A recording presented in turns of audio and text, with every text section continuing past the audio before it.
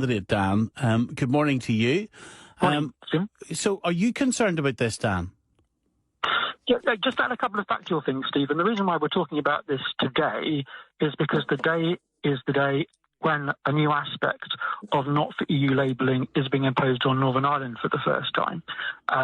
So people recall that not for EU labels first appeared last October, and they're being introduced in 3 phases. And the 1st of October 2024 is the second phase for the introduction of the labelling. And the government consulted about having this UK-wide labelling back in February, in a consultation that actually ended in March. And they were going to introduce the UK-wide labelling today as well, so that at the same day that the burden of EU labelling was being put on us, it would be put on the whole of the UK. So essentially what has happened is they are proceeding. That is happening today. Not for EU labelling will be imposed in the second tranche on Northern Ireland today. But the mechanism which has been devised to leave Northern Ireland less isolated has been basically not implemented. And yes, we are very concerned about that. What do you think this will lead to, Dan? We'll have to wait and see exactly how big the consequences are. But I think that what we'll probably see is that some of the smaller manufacturers will not continue to serve Northern Ireland. I think what's happened is that the big manufacturers have gone to the government and they said, look, we don't want the hassle of being subjected to legislation. We promise that we will carry on servicing Northern Ireland if you just don't put this legal burden on us. And that maybe some of the big manufacturers will honour that, but I suspect that some of the smaller ones who they made the promise in the first instance will probably stop servicing us. Is this a sign? I think, Stephen, the other thing that we need to be mindful of today, 1st of October, is that today was the day when 2 other major aspects of the border were supposed to land. We were supposed to have today landing the Irish Sea parcels border. The whole parcels border aspect of the protocol, we've been in a grace period, so we don't know what it's like. I have no idea what that is. What is that? The border is being introduced gradually. It hasn't been introduced in relationship to parcels, so the applications of customs procedures to parcels that move across the Irish Sea, that hasn't happened yet.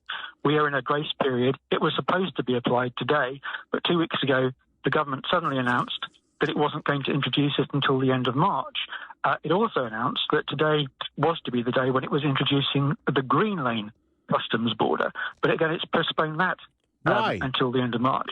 Well, they haven't really given a reason, but if you talk to the hauliers, they were putting the government under immense pressure, saying that what you're devising isn't going to work. It's not going to work. Please meet with us. And the government wouldn't meet with them. And then in the end, the government pulled the proposal. So it looks like they don't have a credible solution. The can has been kicked down the lane until March. People, interesting, one of the things they said was they were particularly concerned about Christmas. And obviously, if you're ordering parcels around Christmas, which is also when the Assembly is going to be asked to vote on the protocol, that perhaps wouldn't be terribly clever.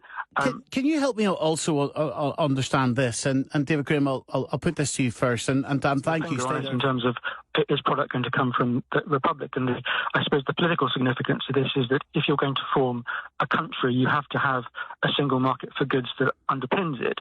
And in creating an all-island economy for goods, I don't really need to spell out what the political significance of that is. In talking to hauliers, they're saying that lots of the lorries that would come across the Irish Sea back to Northern Ireland are now coming back empty because of the problems with the border, and that the trade diversion is actively taking place. Here's how the DUP were selling this last October, so a year ago. The DUP leader, Sir Geoffrey Donaldson, talking about his discussions with Sir Keir Starmer about Labour's plans to change the Brexit deal. If Labour were to proceed on the basis they've spoken of for the United Kingdom as a whole, and let's be clear, it's UK-wide, they're speaking here, not specifically on Northern Ireland, then that would help to ease many of the difficulties that we have in moving goods, particularly from Great Britain to Northern Ireland.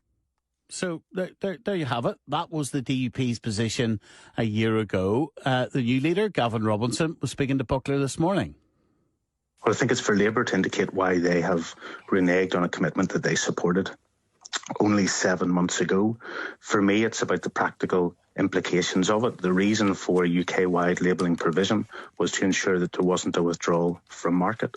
The Labour government have now indicated that they will take the assurance of industry and retain the right to use the power that they will legislate for to fulfil the commitment. But they want to give industry the chance or the opportunity to show that our market will not be affected. Now, I don't take any of that on trust. One of the reasons why we created the independent monitoring panel, which has now been established, is to monitor these things, and Intertrade UK, now chaired by Arlene Foster, to make sure that where there are issues around market access, or whether it's easy for businesses in the rest of our country to say it's not worth the hassle, that there will be solutions and resolutions found to those issues. So Labour need to indicate why they are so sure that this commitment is not required. But we'll not be sitting back. We have the established organisations, panels and Intertrade UK to monitor this and to make sure that there should be no disadvantage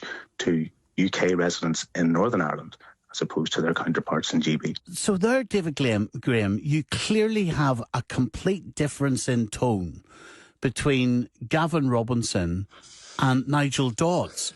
Gavin Robinson saying, well, look, we've got an opportunity to monitor this. Nigel Dodds saying this has shown, quote, no sign of willingness even to mitigate the Irish Sea border. This will reduce choice for Northern Ireland consumers. Look at the difference.